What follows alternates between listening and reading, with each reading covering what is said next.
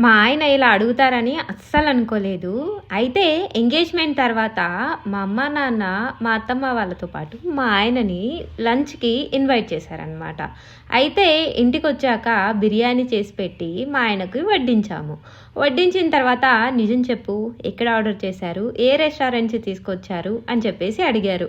అయితే లేదు శ్రీవారు నేనే వండాను అని చెప్తే అస్సలు నమ్మలేదు. సో ఈరోజు మా ఆయనకి మళ్ళీ చికెన్ బిర్యానీ వండి తినిపించేయాలి అని చెప్పేసి ఫిక్స్ అయ్యాను. అత్తమ్మ వాళ్ళ ఇంట్లో ఫస్ట్ టైం చికెన్ బిర్యానీ అయితే వండానన్నమాట. ఈరోజు కూడా మా అత్తమ్మ వాళ్ళకి మా ఆయనకి నేను చేసిన చికెన్ బిర్యానీ బయట నుంచి తీసుకొచ్చినట్టుగానే అనిపించింది. I felt so happy. ఆ రోజు ఏదో కామెడీకి చేశారనుకున్నాను కానీ ఈరోజు అవును నిజమే అని అనిపించింది. ఎనీవేస్ నేనైతే ఇంత గ్రేట్ కుక్ అని నాకు ఈ రోజే తెలిసింది. అండ్ నెక్స్ట్ వచ్చేసి మా ఆయనకి ఎంతో ఇష్టమైన రైతా కూడా చేశాను. అండ్ చికెన్ బిర్యానీ టేస్ట్ వచ్చేసి సూపర్ ఉన్నింది. ఎవరు చేసింది? ఆబ్వియస్లీ నేనే కదా చేసింది. సో టేస్ట్కి సూపర్గా ఉంటుందన్నమాట.